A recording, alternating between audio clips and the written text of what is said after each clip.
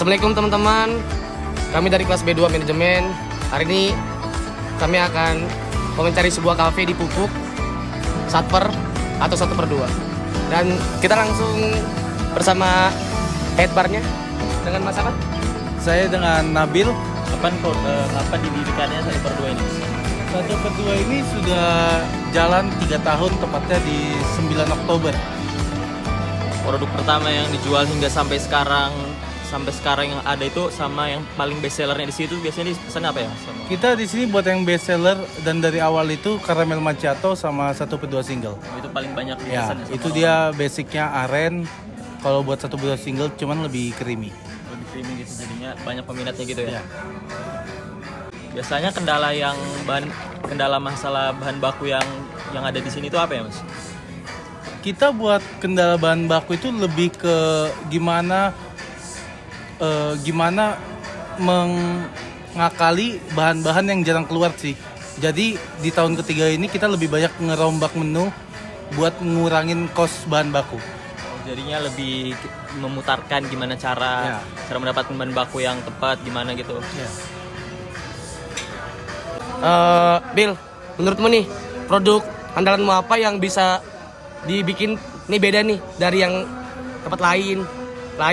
Kalau di sini tuh kayak ada pembedanya gitu loh.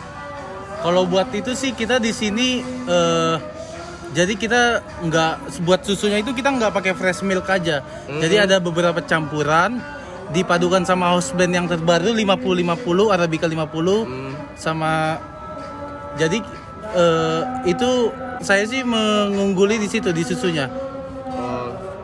Yang bikin beda di situnya. Ya. Oh, oke. Bagaimana owner sini buat mempertahankan karyawan?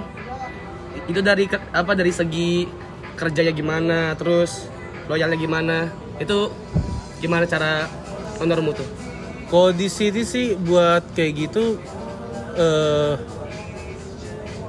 sebagai karyawan diuntungkan dengan jam kerja yang fleksibel sih. Itu yang rata-rata orang bertahan di sini. Oke, Mas Nabil, ini berbicara tentang pelanggan. Ini dari pelanggan sini tuh yang paling rame atau paling banyak tuh dari kalangan berapa sih? Kalau buat konsumen kita itu rata-rata dari anak-anak sekolah sama mahasiswa. Kalau buat orang tua jarang banget, apalagi keluarga gitu. Kayak mahasiswa sih paling banyak. Paling banyak ya. Iya. Dan untuk belakangan ini kan lagi puasa nih. Apakah pelanggan itu standar naik turun atau gimana? Kalau buat ramainya konsumen itu kita standar, cuman jamnya aja lebih lama, lebih malam lagi mereka datang biasa. Ini dari sumber daya manusia atau karyawan sendiri kan? Itu total sekarang sini ada berapa orang?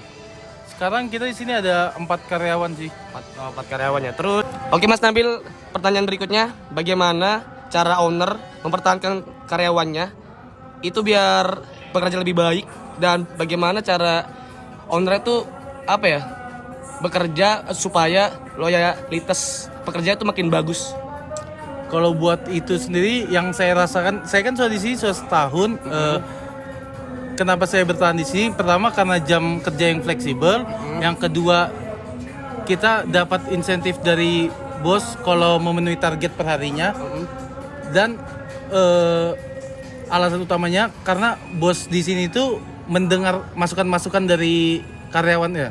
Nggak ditolak misalnya kita ada ide-ide gitu.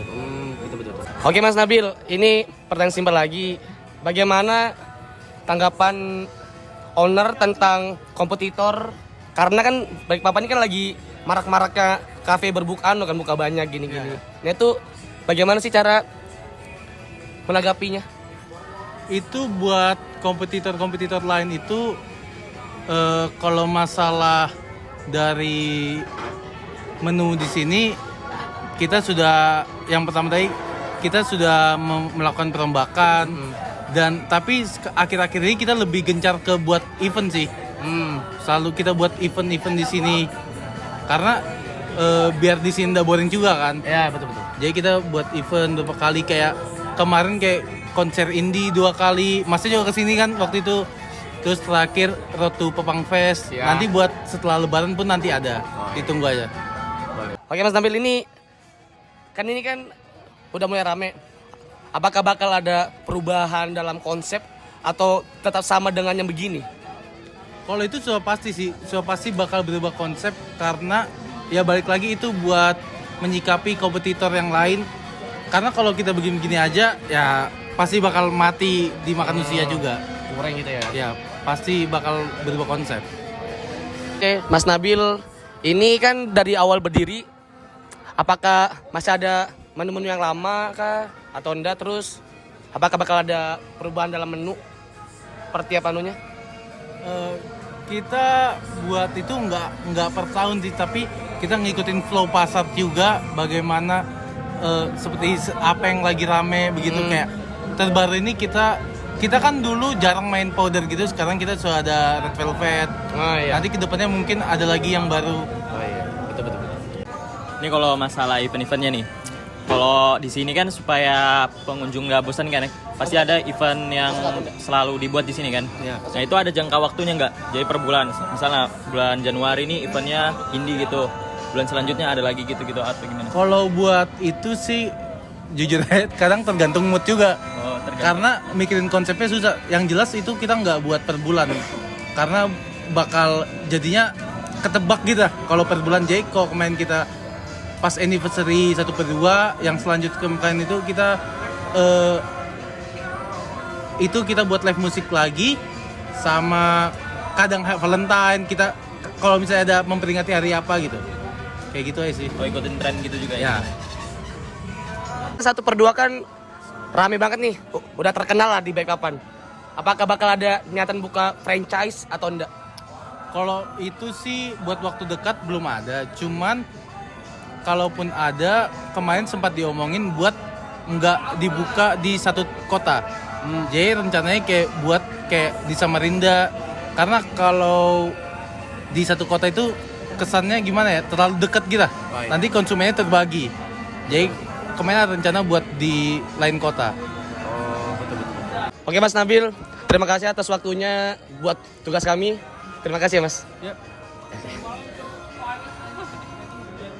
Sekian, terima kasih teman-teman. Selamat menikmati. Assalamualaikum warahmatullahi wabarakatuh. Salam budaya bagi kita semua.